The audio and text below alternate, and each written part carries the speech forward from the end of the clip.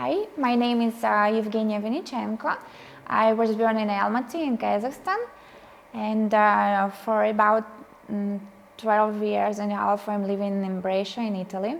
I would like to tell you that I finished a professional intensive course in MBA Making Beauty Academy of Milano, and it was great. In 2 weeks we studied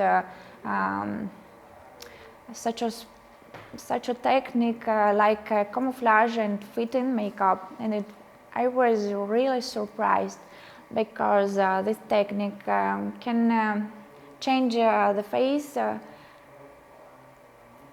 imaginally. If some person was born with a defect on his face, with the help of this technique camouflage, you can hide it. Otherwise, technique fit and makeup was wonderful because we could practice on one old woman which had really a lot of lines on her face due to age.